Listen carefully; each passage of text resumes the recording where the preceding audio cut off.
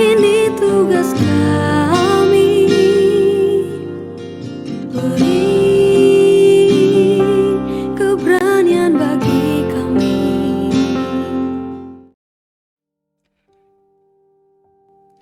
Selamat malam semuanya, Shalom. Kembali senang bersama dengan saudara dalam program Deep Talk with Pase. Di hari ini kita akan melanjutkan tadarusan Alkitab kita setiap hari di hari sekitar jam 6 ya, 6 sore, dan saya mengajak semua saudara untuk terus punya kesungguhan, punya kehausan untuk membaca Alkitab. Jadi saya memprovokasi saudara dengan program yang sederhana seperti ini supaya saudara juga akhirnya bisa menikmati gitu enaknya membaca Alkitab. Meskipun mungkin kita tidak punya background teologi yang hebat-hebat begitu. Karena saya dalam program ini pun tidak akan menafsirkan dalam sekali, ya saya cuma ingin memberitahu saudara atau mencontohkan kepada saudara ketika kita membaca Alkitab dengan hati yang tulus, dengan mengandalkan Roh Kudus, meskipun tidak punya ilmu teologi begitu ya, yang biasanya didapat di sekolah Alkitab, sekolah tinggi teologi dan lain sebagainya, kita juga bisa mendapatkan rema, mendapatkan sesuatu pengajaran yang dalam ketika kita sungguh ya membaca Alkitab dengan keseriusan, dan tentu minta Roh Kudus untuk menerangi ayat-ayat yang kita baca itu. Dan kita sudah kita nyaris menyelesaikan perjanjian baru. Tinggal beberapa kitab lagi yang akan kita kupas dalam program Deep Talk with Pase ini. Dan saya senang saudara ada berjoin dalam program ini, bergabung dalam program ini. Andai kata saudara baru pertama kali bergabung dan saudara kepingin atau ingin mempelajari juga kitab-kitab perjanjian baru yang kebetulan sudah kita selesaikan di tahun kemarin, saudara bisa lihat ya, bisa mencari lagi playlistnya ya, di dalam channel YouTube The Warriors ini. Ini adalah pelayanan digital dari JKI The Warriors Digital Ministry. Ya, Bapak Ibu bisa cari di kitab Korintus kah, di Injil Markus kah, Lukas kah, Yohanes, kita sudah hampir selesaikan. Bahkan kitab Wahyu pun kita sudah pernah membacanya dan mendalaminya ya. Jadi saudara tinggal cari dan saudara boleh ikuti pasal per pasalnya, sehingga akhirnya kita semakin hari ya iman pasti bertumbuh kan kalau kita membaca dan mendengarkan firman Tuhan. Itu kerinduan saya, dan semoga semua bisa menangkap pesan ini dan melakukannya. Karena kalau imanmu yang bertumbuh, yang untung bukan saya tapi dirimu sendiri gitu ya. Jadi kita masing-masing harus menyadari bahwa kita harus upgrade terus setiap hari supaya kita menjadi manusia yang jauh lebih baik ke depannya. Ya, tundukkan kepala, kita berdoa sebelum kita masuk dalam program tadarusan Alkitab kita pada malam hari ini. Makasih Tuhan, buat malam hari ini kami kembali boleh ada dalam program ini. Berikan hikmat marifat kepada kami semua, sehingga ayat-ayat Alkitab yang kami mau baca sebentar menjadi terang dan akhirnya memberkati kami semuanya. Jangan satupun kami yang kau lalui. Haleluya. Amin. Kita akan melanjutkan malam hari ini tadarusan Alkitab dari Injil Matius pasal yang kelima. Ya. Saya tidak tahu apakah kita bisa menyelesaikannya hari ini, Injil Matius pasal kelima, atau mungkin kita bagi dalam 2 episode, malam hari ini dan malam esok.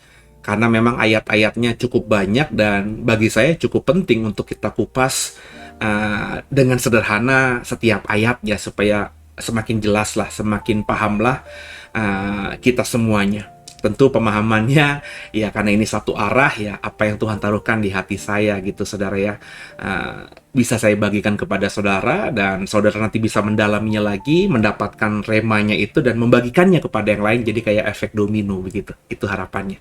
Dan kita sama-sama menyiapkan Alkitab kita, yakni dari Injil Matius pasal kelima ya. Saudara siapkan, saya siapkan, nanti juga saya bantu dengan munculkan ayat itu di dalam layar saudara ya, di layar HP saudara atau di layar laptop saudara, komputer saudara ketika saudara mengikuti program ini. Kita sama-sama membuka Injil Matius pasal yang kelima.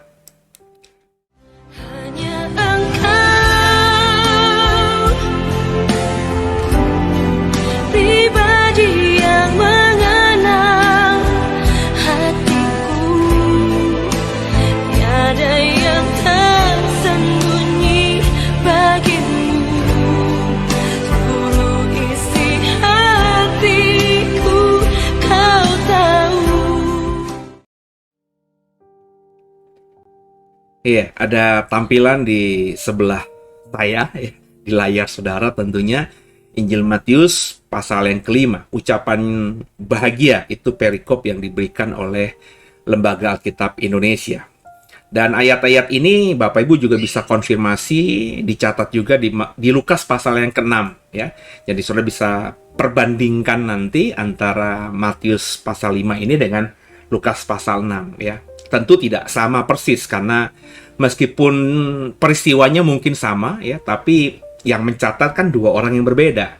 Ya, meskipun Matius dalam hal ini Lewi dulu namanya, dan juga Lukas yang mendapatkan mungkin kisah ini dari Petrus gitu ya, atau dari interviewnya kepada rasul-rasul yang lain,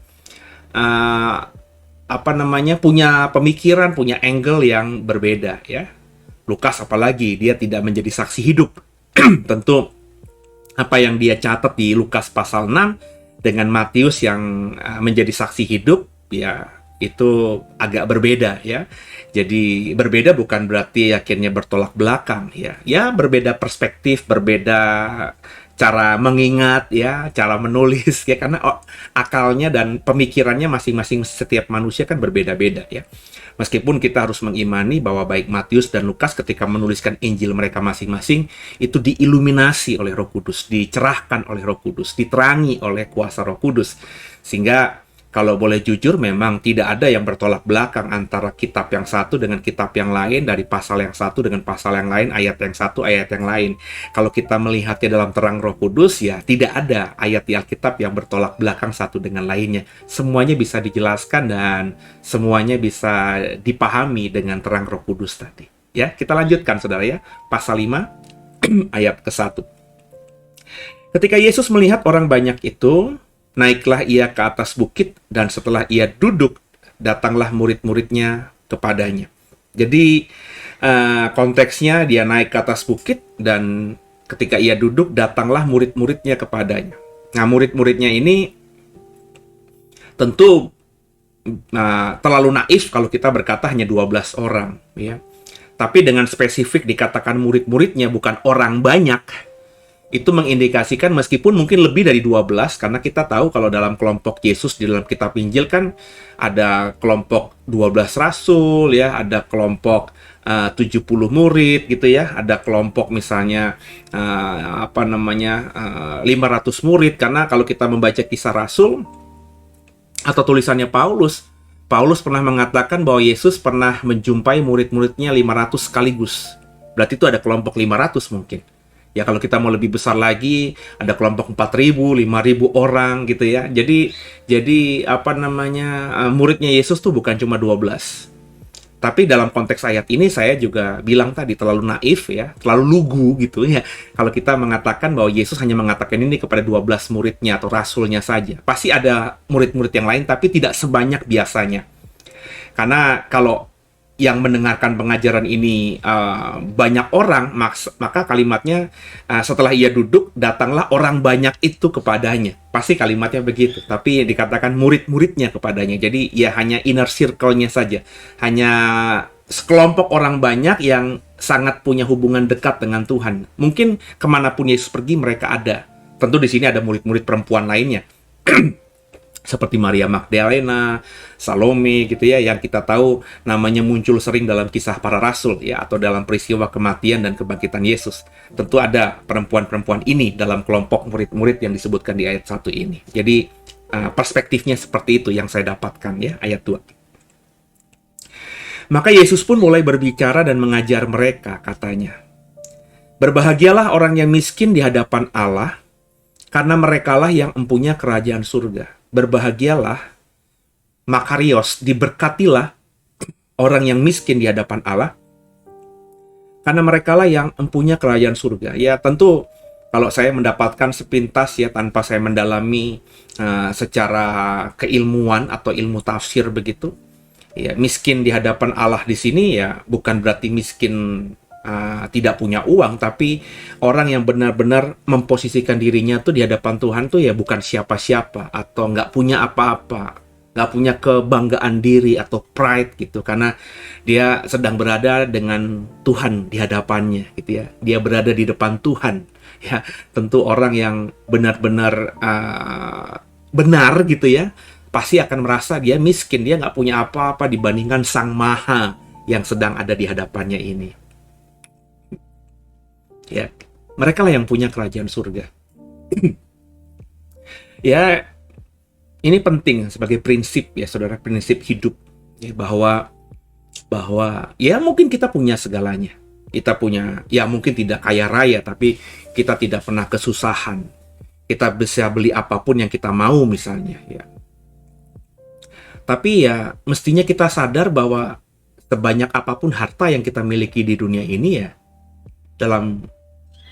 di hadapan Tuhan itu nggak ada apa-apanya. Ya. Ini juga ayat bukan jadi legitimasi bahwa kita harus jadi miskin benar-benar, seperti orang-orang sosialis gitu ya.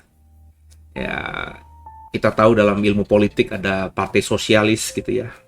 Yang kurang lebih yang saya pernah baca ya, maafkan saya kalau saya sudah miss gitu ya. Mungkin ada teori-teori terbaru, tapi kelompok sosialis atau komunisme kurang lebih begitu ya. Marhen gitu ya, dalam beberapa buku politik itu ya pokoknya setara lah gitu. Jadi bukan kapitalis ya, bukan orang-orang yang ya pokoknya kalau punya uang ya bisa punya uang, bisa kaya, tapi yang susah ya semakin susah. Bukan seperti itu. Dalam kelompok sosialis ini kan yang penting ya pokoknya semuanya bisa makan ya, semuanya pokoknya ya ala kadarnya saja, yang penting bisa hidup ya. Ini juga bukan jadi legitimasi orang-orang akhirnya ya udah nggak usah kerja, karena Alkitab katakan yang miskin di hadapan Tuhan, yang nggak punya apa-apa di hadapan Tuhan, inilah yang punya kerajaan surga. Sehingga akhirnya kita jual semua harta kita, terus kita ya tinggal di gubuk-gubuk begitu ya, hidup ya ala kadarnya. Bukan seperti itu. Jadi miskin di sini bukan miskin dalam artian berapa harta yang kau miliki di dunia, bukan itu. Ya, banyaknya harta, nggak punya harta, penting kita di hadapan Tuhan tuh sadar diri.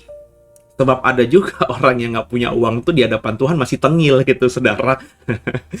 Dalam pelayanan juga saya sering melihat orang seperti ini. Ya banyak juga orang yang kaya yang akhirnya ya di hadapan Tuhan tuh menganggap bahwa ya Tuhan bisa dibeli lah. Gue udah kasih persepuluhan, Tuhan juga diem. Gue kasih persembahan banyak, gue sumbang gereja gue sumbang pendeta gue gitu ya. Dia sudah ngerasa bisa buat segalanya. Itu saya temui banyak. Ya, sudah melakukan ini, ternyata nggak tulus gitu ya. Ya punya maksud tersembunyi.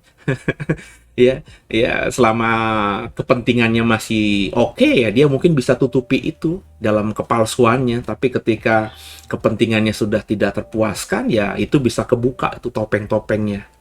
Maksud saya, saudara, orang itu ya harus benar-benar memahami bahwa ya saya bersyukur kalau ada banyak orang kaya, orang yang mampu, yang mendukung gerejanya. Saya juga bersyukur kalau Bapak Ibu mau memberikan sebagian korban saudara kepada Tuhan lewat pelayanan kami. Tapi intinya, saudara, bukan dengan serta-merta kita memberi kepada pekerjaan Tuhan, untuk pekerjaan Tuhan, kemudian kita akhirnya memposisikan diri kita itu jadi orang yang hebat itu di hadapan Tuhan. Ya. Nah, prinsip untuk menjadi miskin atau menempatkan diri miskin di hadapan Tuhan itu penting bagi saya. Sehingga kita akhirnya dengan prinsip seperti itu sadar bahwa apapun yang kita miliki itu ya tidak ada artinya. Apapun yang kita miliki itu fana. Ya. Sehingga kalau kita sudah punya pemahaman seperti itu ya, kehilangan pun tidak membuat kita depresi. Adapun kita memberi tidak membuat kita merasa jadi berkurang. Ya. Memberi itu bukan dengan imbalan atau dengan pemahaman ingin dapat imbalan 100 kali ganda dari Tuhan. Memberi itu bukan dengan prinsip ingin memiutangi Tuhan. Tapi memberi ya memang ya karena kita sadar bahwa apa sih ini semuanya? Ya. Di hadapan Tuhan apa sih? Ya, sudah kita beri saja kepada orang. Siapa tahu dengan kita beri, orang itu akhirnya lebih membutuhkan dan bisa hidup. Dibandingkan kalau itu kita pertahankan hanya untuk kehebatan diri saja gitu, saudara ya. Jadi saya di malam hari ini baru ayat kedua ini, ayat ketiga ya, mengajak kita untuk punya posisi miskin di hadapan Tuhan. Ya, penting ya saudara ya. Memahami posisi, positioning ya di hadapan Tuhan itu penting. Lanjut ayat keempat. Berbahagialah orang yang berduka cita, karena mereka akan dihibur. Ya karena memang orang yang berduka cita itu, kita melihat orang yang sedih, ya kita ada hati empati. Ya, orang yang berduka cita itu kemungkinan besar dihibur sama orang yang ada di sekitarnya itu lebih besar daripada orang yang cengangas-cengenges. Ya, maksudnya ya andai kata kita berduka cita pun jangan membuat kita akhirnya menjadikan atau menilai diri kita itu sedang ada masalah besar. Duka cita yang kita alami itu jangan kita pikirkan akhirnya membuat seperti dunia ini selesai, kiamat gitu, dunia runtuh gitu, saudara. Sebab dikatakan oleh Yesus sendiri, kita harus berbahagia, kita diberkatilah makarios, orang yang berduka cita itu. Ya. Orang yang berduka cita itu kan orang yang kehilangan, entah itu kehilangan orang yang disayangi, kehilangan harta bendanya mungkin dicuri, mungkin terbakar, atau mungkin ditipu orang, ya. Pokok sesuatu yang kita miliki terus hilang begitu, makanya kita berduka cita. Nah, duka cita itu jangan kayak orang lain gitu, yang sepertinya tidak punya pengharapan lagi, yang sepertinya ketika itu terjadi atas dia, ya sudahlah selesai hidupnya kiamat, ya hidupnya akan susah ke depannya. Sebab kata Tuhan kita, diberkatilah orang yang berduka cita. Kenapa? Karena kau akan dihibur. Ya, mungkin hartanya kita tidak kembali, orang yang meninggalkan kita, mati lebih dahulu yang kita sayangi, tidak bisa kembali. Tapi kita akan dihibur oleh orang. Ada penghiburan yang kita terima. Mungkin kita dapat teman baru. Ya, karena orang yang menghibur kita, orang yang baru kita kenal. Sehingga akhirnya kehilangan satu orang yang kita sayangi karena mati misalnya. Kehilangan harta benda karena satu sebab misalnya. Karena kita ketemu orang lain yang baru, kita akhirnya bisa dipulihkan nanti ke depannya. Makanya Tuhan katakan, diberkatilah orang yang berduka cita. Tapi tentu tagline-nya, jangan berduka cita seperti orang yang tidak punya pengharapan. Ada garis bawah itu. Sebab kalau orang itu terus berduka cita, ya sampai seberapa lama orang akan menghibur dia. Ya, saya pernah melihat orang yang kayaknya kehilangannya begitu rupa, berduka citanya berkepanjangan. Ketika minggu pertama saya masih bisa berempati gitu ya, bersimpati karena ya dia sedang kehilangan sebelah atau separuh nyawanya gitu ya, seperti lagunya Anang gitu ya. Separuh jiwaku pergi. Tapi sebulan berjalan ya, beberapa bulan lewat, orang ini masih terus dengan duka cita. Saya akhirnya berpikir, ini orang punya Tuhan apa tidak? Setiap ketemu saya dalam beberapa bulan ke depan setelah orang yang dicintainya meninggal itu, dia terus bilang, aduh kangen banget Pak, masih kehilangan Pak, masih duka cita banget Pak, masih sering sedih Pak, masih sering nangis Pak, masih sering keinget Pak. Satu sisi wajar saudara, tapi mestinya kalau orang itu punya iman yang benar, dia akan dihibur oleh orang. Benar ya? Dan hiburan itu mestinya membuat dia sadar bahwa mati itu hal yang lumrah. Kehilangan orang yang kita cintai selama kita hidup di dunia ini sesuatu yang pasti. Tinggal tunggu aja waktunya. Ya. Jadi ya kalau sudah yang kita cintai, yang kita sayang ini pergi, ya sudah. Mau apa? Mau duka cita juga nggak akan membuat mereka balik. Gitu. Makanya kalau kita sudah punya pemahaman seperti ini, ya kita tidak menyia-nyiakan ketika kita mencintai orang dan orang itu masih bisa hidup dan ada di samping kita, menemani kita. Kan begitu. Jadi ya kalau seperti itu kan kita akhirnya puas gitu. Ya kita akan terkejut tetap ketika kita dekat dengan orang, kita sayang sama orang, kita selalu ada di samping dia senantiasa, terus tiba-tiba orang itu meninggal, kita tetap terkejut kan sebagai manusia. Tadinya ada, tiba-tiba nggak ada, terus air mata, menangis, berduka cita itu sesuatu yang lumrah. Tapi kalau selama ini kita dekat, kita sudah ngerasa beri yang terbaik buat dia, ya, sudah tidak pernah kecewakan dia selama dia hidup, ya pasti akan cepat pulihnya karena kita tidak ada rasa hutang begitu. Ya, saya sudah mengasihi dia dan dia sudah mengasihi saya, dan terima kasih Tuhan sudah mempersatukan kita ya berapa tahun ya bersama-sama lewati suka dan duka, dan saya rasa saya bersyukur pernah kenal dan pernah dekat dengan orang yang sekarang ini ada di peti mati misalnya. Sebab saya seperti ini karena dia, dan dia menjalani hidup juga pasti ada pengaruh saya, dan saya bersyukur kalau dia pergi sekarang ini. Saya sedih karena saya tidak tahu teman curhat saya ke depan lagi siapa. Tapi saya, ya sudah, ini yang terbaik. Dia sudah bersama dengan Tuhan kita sekarang ini. Ya duka cita tetap ada. Nangis seminggu mungkin oke. Setiap lihat bajunya, setiap lihat kamarnya kita nangis lagi, itu pasti biasa. Tapi nggak akan terus berkelanjutan. Ya, berduka cita akan diberkati Tuhan karena mereka yang berduka cita akan dihibur. Yang hibur bisa orang lain. Tentu Tuhan juga bisa menggerakkan orang lain untuk menghibur kita. Bahkan Tuhan bisa menghibur kita secara langsung dengan caranya yang aneh-aneh itu. Ya, ayat berikutnya. Ayat 5. Bersama saya. Berbahagialah orang yang lemah lembut, karena mereka akan memiliki bumi. Berbahagialah orang yang lemah lembut. Ya, lemah lembut. Karena mereka akan memiliki bumi. Ya, maksudnya orang yang tidak keras hati, tidak memancing keributan, tidak emosional, orang yang berpikir jernih, orang yang tidak akhirnya negative thinking kepada orang lain, orang yang selalu positive thinking, orang yang terus berusaha untuk memperbanyak teman, orang yang berusaha untuk menghindari musuh gitu ya, orang yang selalu kalau ada masalah seperti apapun ya berusaha diselesaikan dengan baik sehingga tidak melukai hati orang dan lain sebagainya, orang yang bisa berpikir terbuka. Nah, orang-orang yang lemah lembut seperti ini pasti akan dikatakan tadi memiliki bumi. Karena kemanapun dia pergi, ketemu orang baru sekalipun, ya dia akan bisa hidup di situ. Orang yang dia baiki, orang yang dia ramahi, orang yang akhirnya pernah berteman dengan dia di masa lalu, mungkin beberapa tahun kehilangan karena beda tempat tinggal saat ini, beda pekerjaan saat ini. Tapi kalau orang itu di masa lalu pernah merasa punya hutang budi dengan kita, ke depan diizinkan Tuhan ketemu lagi, hubungan akan semakin indah karena memori masa lalu itu baik. Benar nggak?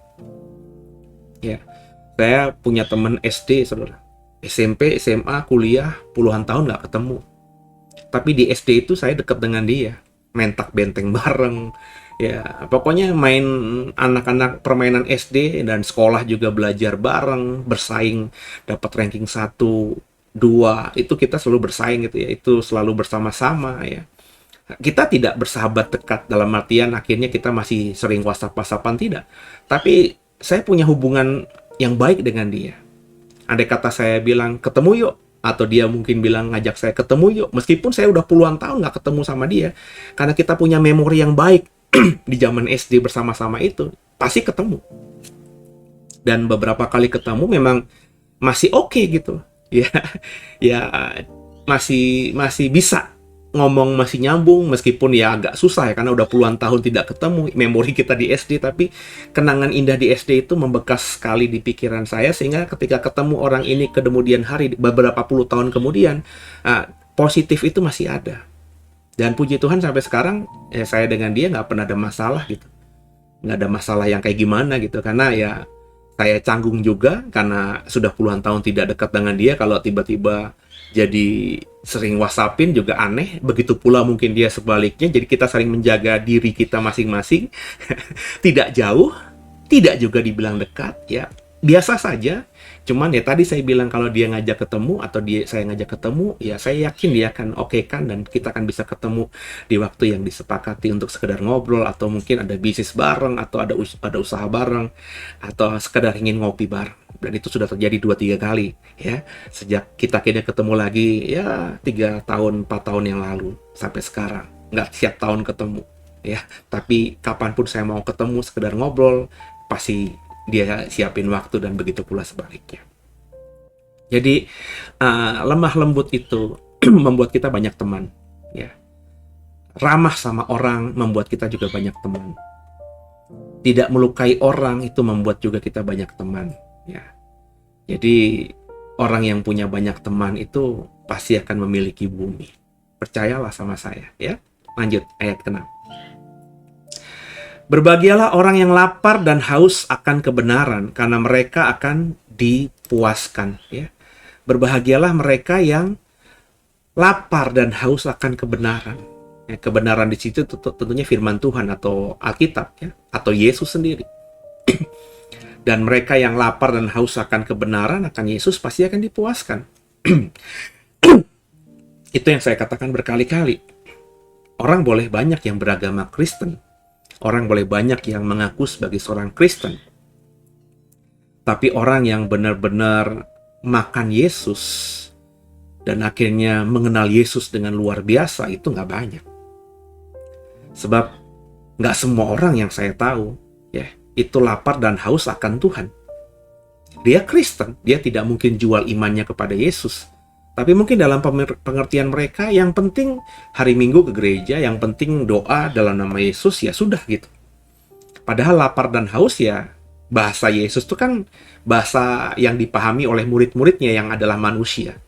Lapar dan haus itu kan dirasakan kita sehari-hari. Bahkan dalam 24 jam sehari kita bisa lapar berkali-kali dan haus berkali-kali. Ya, sekarang saya agak karena agak kering di sini. Berarti saya haus. Paling tidak harus diisi dengan air supaya tenggorokan yang kering ini menjadi tidak kering lagi. Ya kan saudara? Ya. Jadi kalau lapar dan haus dalam 24 jam sehari kita bisa berkali-kali.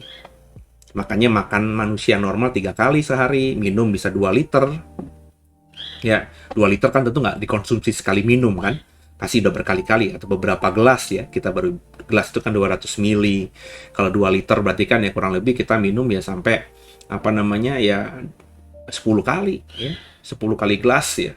Atau 15 kali gelas baru kita bisa sampai sekitar 2000 mili atau 2300 mili ya. Yang adalah kurang lebih sekitar 2 liter itu. Jadi yang pemahaman seperti itu, yakni makan dan haus bisa berkali-kali. Ketika kita mau dipuaskan hatinya oleh Tuhan, artinya Tuhan tuh melimpahkan sukacita, damai sejahtera di hati gini gitu kan. Sukacita, damai sejahtera itu kan di hati bisa kita rasakan kalau kehidupan kita running well. Benar nggak? Orang yang susah, orang yang lapar, orang yang kekurangan, bagaimana mungkin bisa damai sejahtera, atau bagaimana mungkin bisa bisa sukacita gitu ya.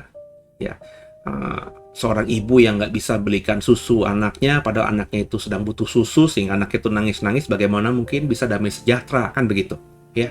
Jadi ketika isi hatinya itu dipuaskan, ya berarti ya kehidupannya sehari-hari, kehidupan jasmaninya running well atau berjalan dengan baik.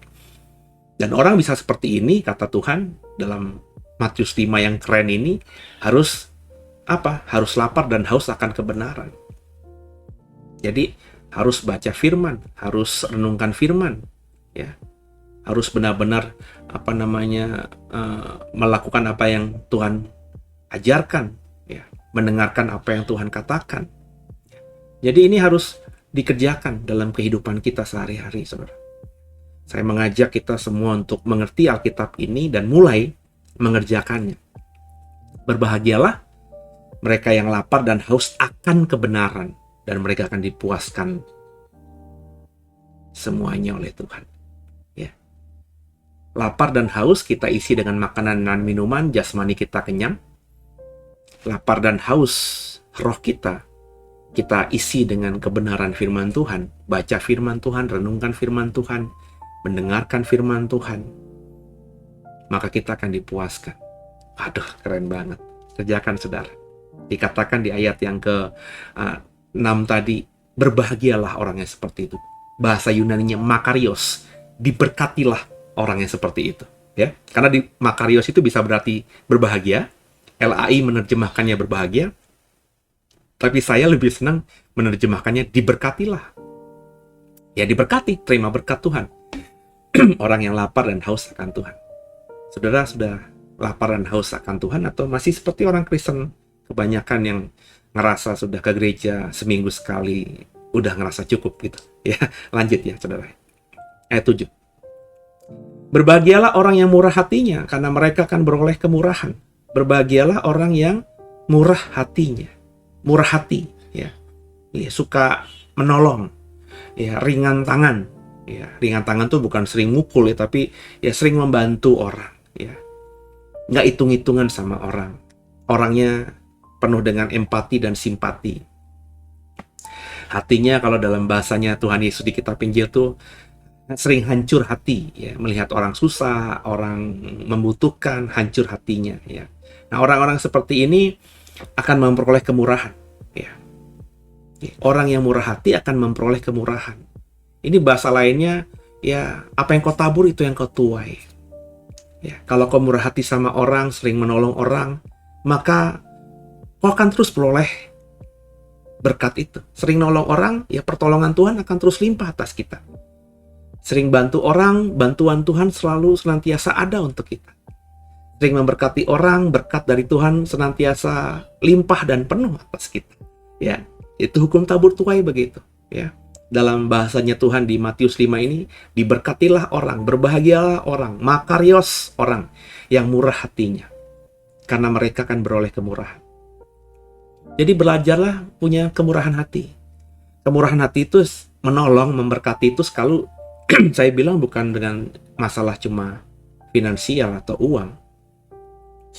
Saya tidak mengajar saudara gitu ya, atau menekankan saudara kalau saudara lagi nggak punya uang untuk nolong orang gitu, atau memberi kepada orang.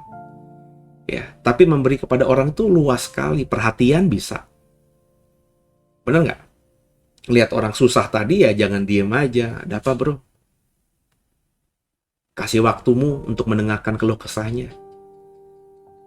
Berikan imanmu dalam doa untuk mendoakan dia. Nah, orang yang memberkati dengan banyak cara tadi akan penuh dengan, dikatakan apa? Akan beroleh kemurahan. Apa yang dia tabur nggak akan sia-sia. Ya. Jadi ini prinsip ya, menjadi orang Kristen yang diberkati itu seperti itu. Murah hatinya. Ya. Saya mengajak kita, ya pokoknya jangan pelit lah, jangan pedit lah. Jangan ngumpulin harta hanya untuk diri sendirilah. Saya selalu bilang pakai prinsip yang sederhana.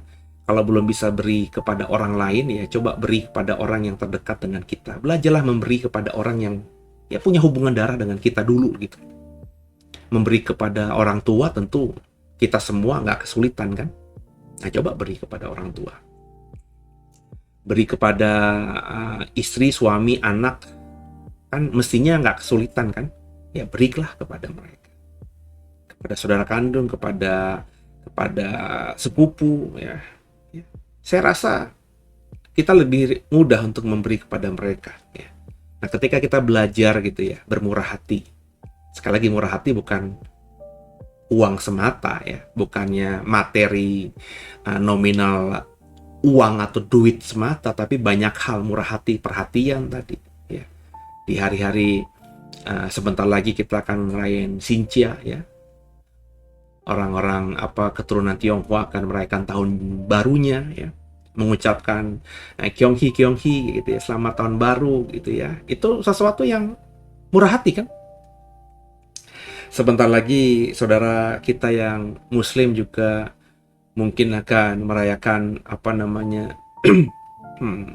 Lebaran ya, mengucapkan selamat Idul Fitri gitu ya. Itu kan murah hati juga kan ya.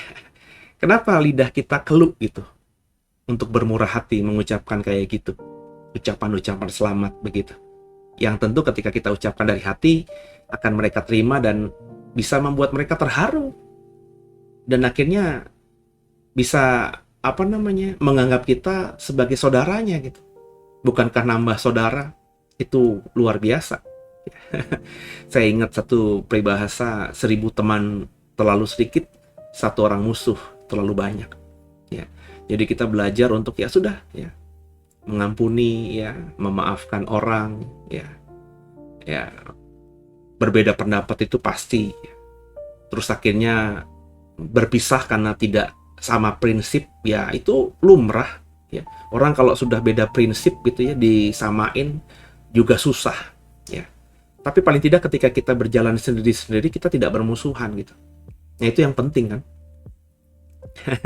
Jadi jangan berpisah kemudian ya menganggap orang yang kita tinggali itu menjadi musuh kita gitu, dengan mengucapkan kata-kata yang nggak enak di belakang ya, mungkin nulis status yang nggak bener juga, yang meluapkan isi hati dengan nulis status di sosial medianya, Instagramnya, Facebooknya ya, dengan maksud menyindir orang itu kan nggak baik ya saudara ya. Ya sudah, kalau memang berpisah tuh wajar gitu ya. Di dalam Kisah Rasul, Paulus dan Barnabas, 2 orang rasul Tuhan ini pun berpisah pelayanan. Petrus dan Paulus pun, kalau kita membaca benar-benar sejarah gereja dan Kisah Rasul, nggak pernah dalam artian itu bersama-sama melayani. Mungkin kan ada perbedaan prinsip yang signifikan, ya, sehingga mereka itu ya berjalan sendiri-sendiri tapi saling menghargai, ya. Nggak bisa bersama-sama dalam pelayanan, dalam satu kereta pelayanan yang sama, kan nggak pernah kita lihat kan di Alkitab manapun. Ada Petrus di situ, ada Paulus di situ yang melayani bersama-sama. Kecuali misalnya di Kisah Para Rasul, di sidang Yerusalem. Ya, itu pun kalau kita belajar konteksnya, kelompok mereka berdua sedang ribut. Satu kalau jadi Kristen dari orang di luar Yahudi harus disunat, sedangkan Paulus mengatakan ya orang di luar Yahudi kalau mau jadi Kristen nggak perlu disunat, sunat itu nggak penting lagi. Hukum Taurat yang kata kelompoknya Petrus ini tetap harus dijalankan dengan kuat, tapi kata Paulus ya nggak lagi gitu ya.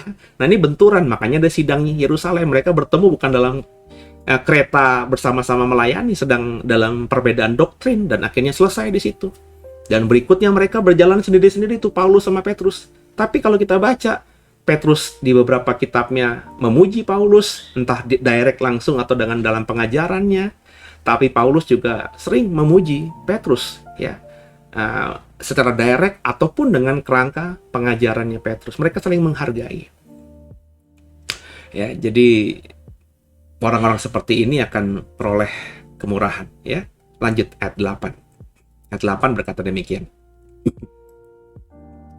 Berbahagialah orang yang suci hatinya, ya, karena mereka akan melihat Allah. Berbahagialah orang yang suci hatinya, yang kudus hatinya, karena mereka akan melihat Allah. Karena memang ada ayat yang mengatakan tanpa kekudusan tidak seorang pun bisa melihat Allah. Kekudusan di sini tentu melihat di sini bukan ngomongin mata yang kudus saja, tapi hidup yang kudus. Nah, hidup itu dikendalikan oleh hati, karena apa yang dalam hati itu meluap kan, ya, terekspresi, ya.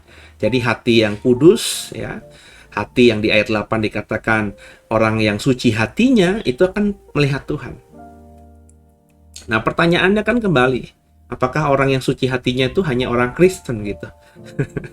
Ya, hanya orang yang beragama Kristen gitu. Ya. Ini yang sering saya pergumuli, saudara. Ya. Kita terlalu menyekat-nyekat bahwa orang yang kudus itu ya hanya orang yang beriman kepada Tuhan Yesus. Ya. Karena bisa jadi banyak orang yang suci hatinya yang mungkin nggak kenal Yesus di luar sana. Buktinya apa? Buktinya mereka hidup di dunia ini ya jadi orang baik. Saya selalu mengatakan, ya kemarin cukup kencang berkali-kali saya mengatakan dalam kelas dan juga dalam program-program lainnya, bahwa orang jahat tetap jahat apapun agamanya. Orang baik tetap baik apapun agamanya. Jadi baik dan jahat itu tidak selalu berkorelasi dengan agama, saudara. Ya kalau memang hatinya jahat, karakternya jahat, dia nggak mau berubah, mau dia beragama apapun, tetap jadi orang jahat di agama itu. Makanya di agama apapun ada pembunuh kan, saudara. Di agama apapun ada koruptor.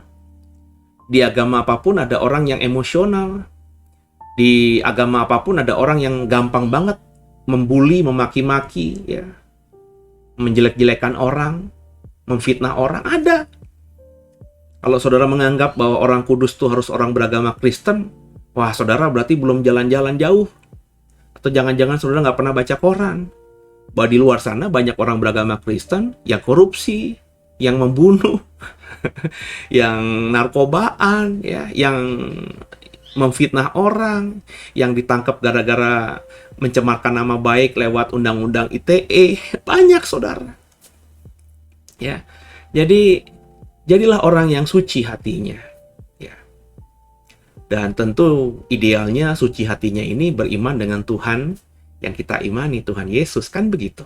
Ya, jadi hati ini coba yang keluar itu yang baik-baik saja.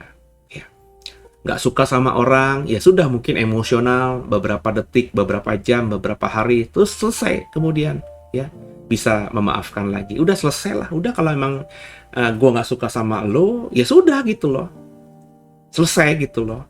Ya kita mungkin nggak bisa bergaul dekat, ya sudah gitu ya. Tapi jangan terus ngebully orang itu, atau merendahkan orang itu, atau dendam kepada orang itu. Akhirnya diri sendiri yang rusak karena akar pahit dan dendam itu bisa menggerogoti kesehatan kita. Ya, jadi suci hatinya supaya kita bisa melihat Allah. Waduh, kalau bisa melihat Allah kan kita bisa, orang melihat Allah, bisa melihat Allah itu kan berarti dekat dengan Tuhan. Ada impartasi, ada transfer gitu. Saya percaya kalau saya melihat Allah, ya, saya kan transfer, ya, impartasi itu, ya, yang dari Allah itu atas diri saya. Nah, sebelum saya mau ke sana, ya bereskan hati saya dulu supaya hati saya suci, kan begitu. Sebab tanpa kesucian dan kekudusan tidak seorang pun bisa melihat Allah. Ya, lanjut saudara, ayat 9. Dikatakan berbahagialah orang yang membawa damai, karena mereka akan disebut anak-anak Allah, yang membawa shalom, ya, karena mereka disebut anak-anak Allah. Nama uniknya ada orang namanya Yohanes, ini kita contoh aja. Ada orang namanya Maria, tapi ketika Yohanes dan Maria ini tiba-tiba masuk ke kumpulan yang dianggap teman-temannya di kampus kah, ya, di sosialita kah, di kantor kah, langsung kelompok itu menjadi nggak damai. Kelompok itu langsung tiba-tiba pisah gitu, karena ya rupanya dicap si Yohanes dan si Maria ini adalah sumber chaos gitu. Kalau ngomong di depan mereka, ya udah, ya akan jadi kemana-mana, ya, mulutnya ember gitu. Ya, nggak ada rahasia di mata mereka. Rahasianya rahasia umum. Jadi rahasia tapi diketahui oleh banyak orang.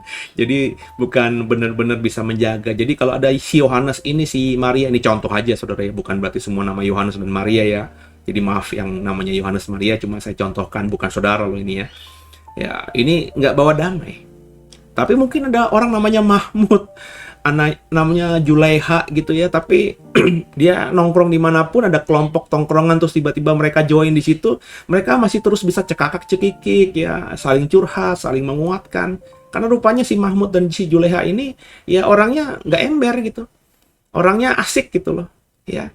Orangnya nggak apa namanya, nggak negatif gitu ya. Pokoknya enak lah temenan sama mereka. Bahkan kalau kelompoknya nggak ada si Mahmud dan si Julaiha ini, dicari si Mahmud dan Juleihanya ya.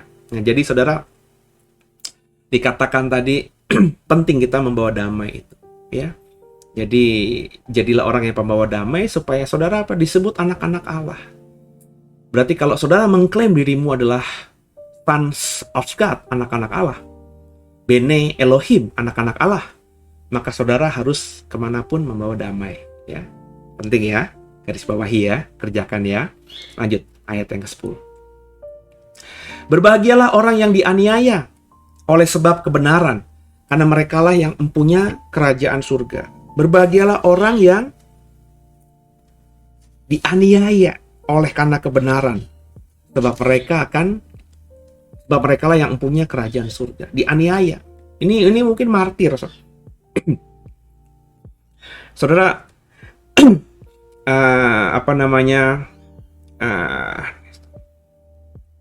Saya belum ngajar kemarin soal bidat-bidat ya.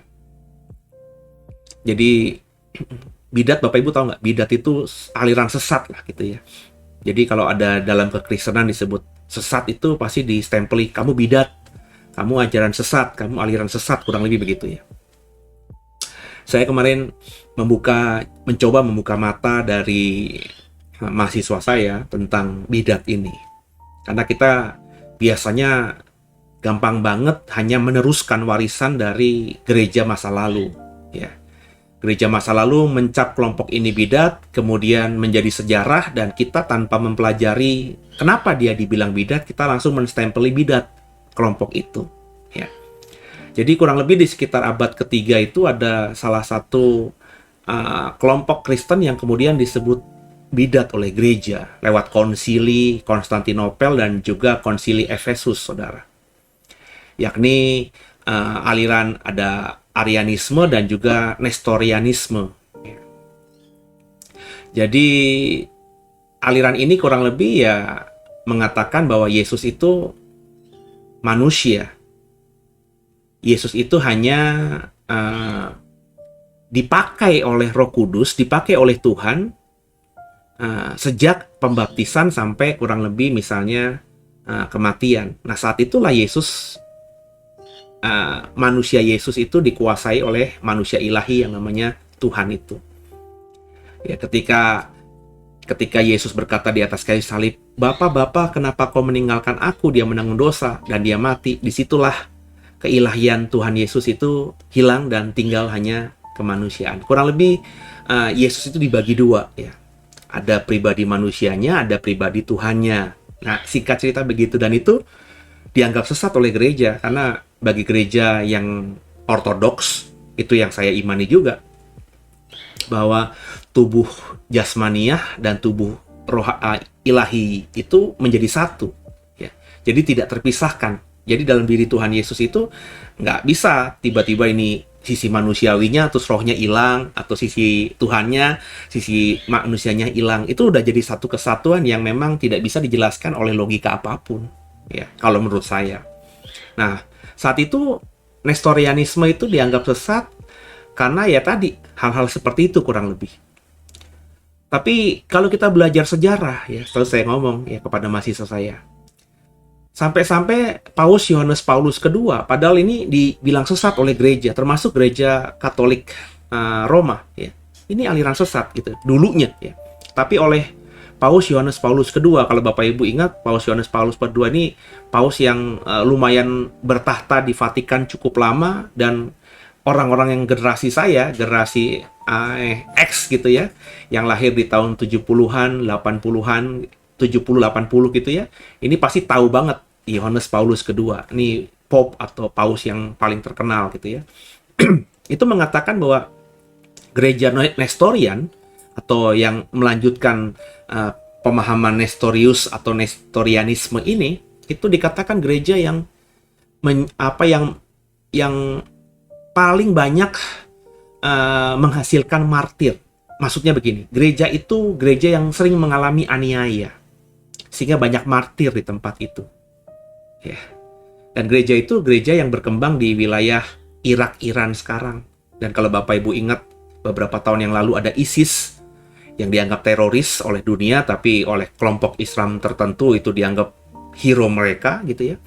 ISIS itu kan menghancurkan peradaban di Timur Tengah. Kuil-kuil, ya, patung-patung peninggalan sejarah masa lalu itu dihancurkan, dan kekristenan dibunuh banyak. Dan kekristenan yang dibunuh di Irak itu banyak kekristenan yang memiliki paham Nestorianisme tadi. Dia percaya kepada Yesus, tapi mungkin tidak sama dengan Yesus kita. Tapi faktanya mereka banyak martir karena Yesus yang mereka sembah itu. Meskipun Yesus yang mereka sembah mungkin berbeda dengan Yesus kita. Terus saya mengajak berpikir mahasiswa-mahasiswa saya. Kita menganggap Yesus itu Tuhan, manusia seutuhnya, ya, tidak terpisahkan. Ada bahasanya Yesus 100% manusia, Yesus 100% Tuhan, Yesus sepenuhnya manusia, Yesus sepenuhnya Tuhan. Pokoknya itu karakter yang nggak bisa dipisahkan. Dua pribadi itu dalam diri Tuhan Yesus jadi satu, ya.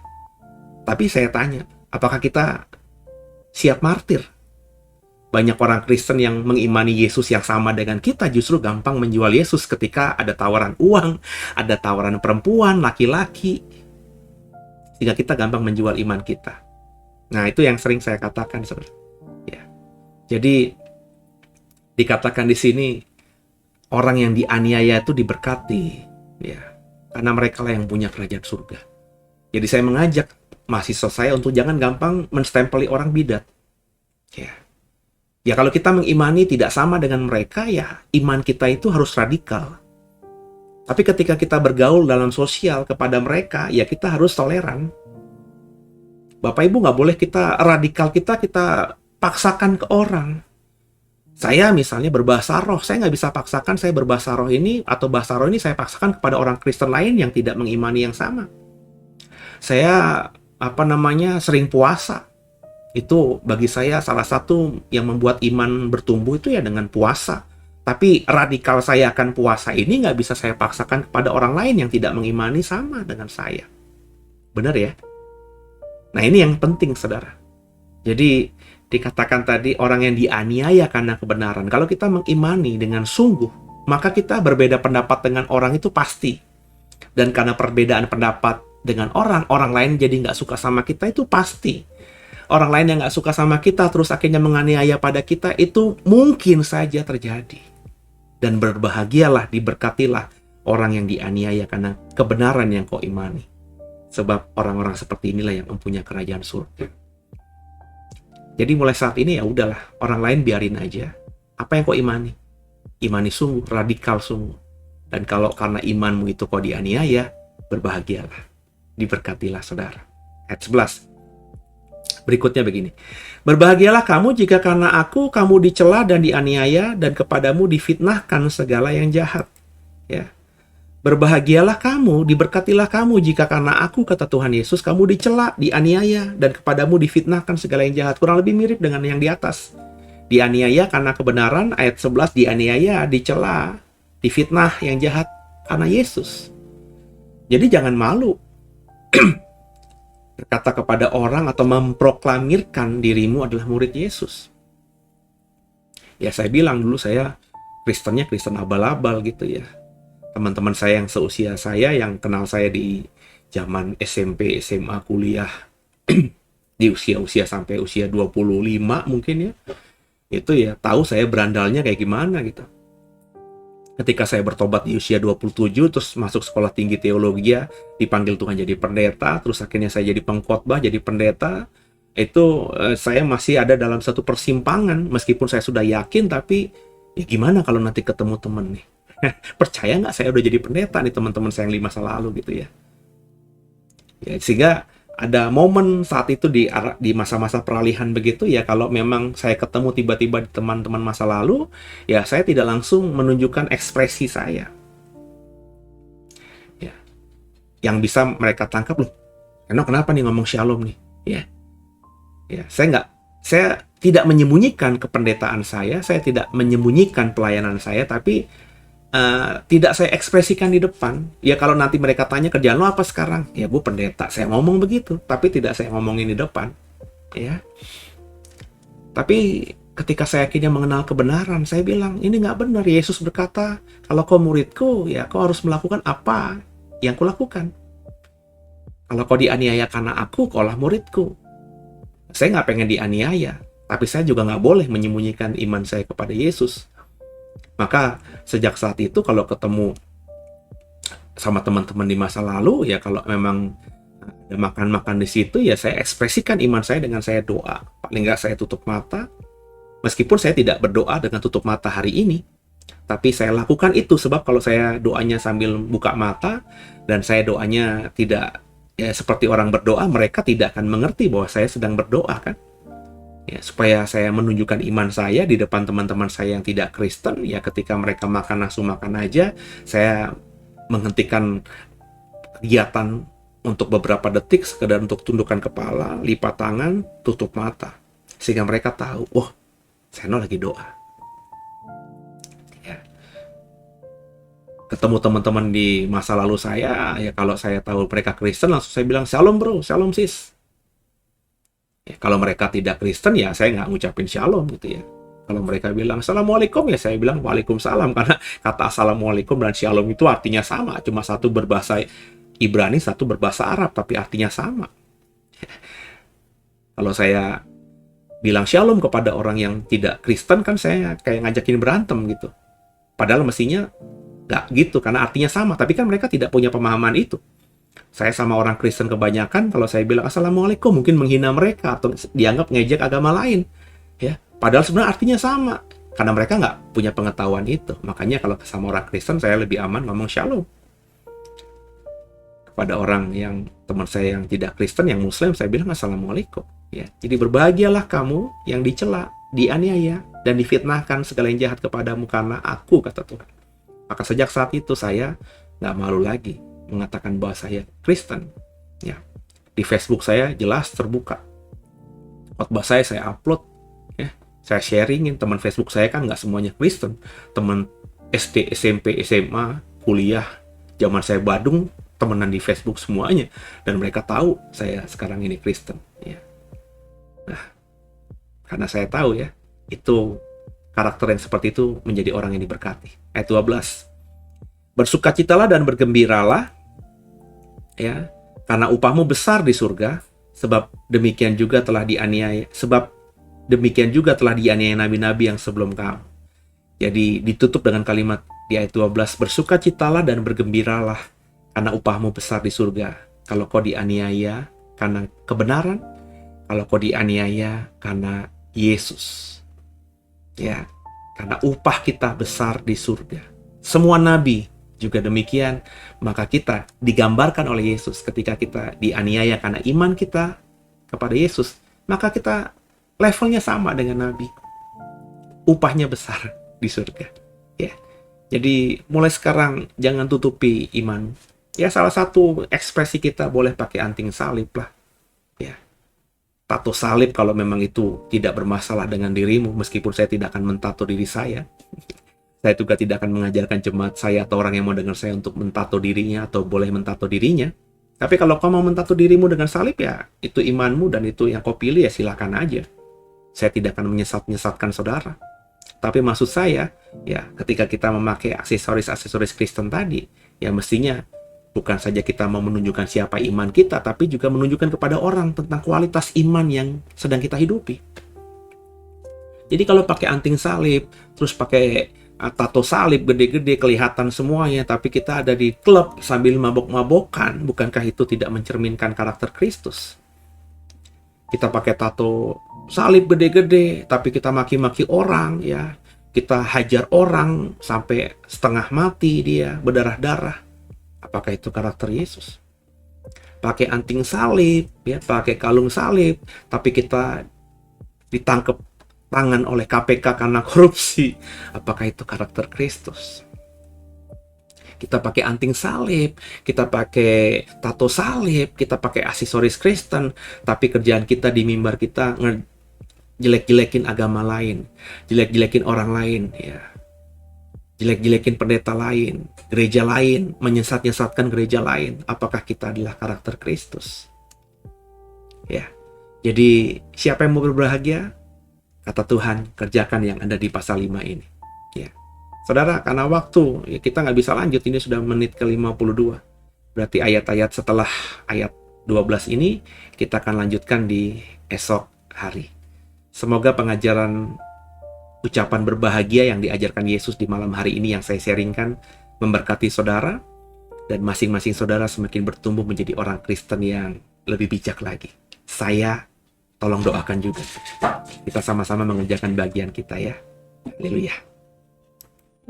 Banggaku punya Bapa sepertimu, yang tak pernah meninggalkanku. Ya, kita akan akhiri pertemuan kita malam hari ini. Terima kasih buat kebersamaannya menemani saya. Ya, semoga yang saya kerjakan dan komunitas kami kerjakan lewat The Various Digital Ministry ini jadi berkat buat semuanya. Dan andai kata saudara diberkati sungguh, boleh kenalkan program ini kepada saudara-saudara Kristen yang lainnya, supaya mereka juga bisa menjadi semakin bertumbuh imannya, semakin jadi orang Kristen yang baik. Dan kemudian ketika jadi orang Kristen yang baik, tentu logikanya jadi kesaksian yang baik di hidupnya, di lingkungannya. Sehingga orang yang tidak kenal Yesus akhirnya bisa kenal Yesus, paling tidak karena kita sebagai murid Yesus hidupnya dinilai baik oleh orang-orang itu. Ya, jadi selamat malam. Terus bawa dalam doa program kami ini, dan terima kasih buat doanya, terima kasih buat berkat yang saudara selalu berikan kepada kami, entah itu bentuknya materi, entah itu bentuknya spirit gitu ya, itu benar-benar kami butuhkan. Semoga program ini semakin jadi berkat ke depannya bagi banyak orang. Tundukkan kepala, kita doa. Makasih Tuhan buat malam hari ini, buat kebersamaan kami. Kami diajar banyak sekali oleh perkataan dirimu, yakni ucapan berbahagia. Dan kami belajar untuk menjadi orang yang berbahagia, menjadi orang yang diberkati, menjadi orang yang makarios. Dan kami mau belajar mengubah hidup kami mulai malam hari ini. Maka tolong kami Roh Kudus, mampukan kami bukan cuma jadi pendengar, tapi juga jadi pelaku firman. Ampuni salah dosa kami. Yesus Kristus adalah Tuhan Juru Selamat kami yang hidup, dan ke dalam tangan-Mu lah kami serahkan tubuh, jiwa, dan roh kami. Haleluya. Amin. Kekasih Tuhan, selamat malam. Selamat beristirahat, dan sampai ketemu di esok malam. Tuhan Yesus memberkati semuanya. Haleluya.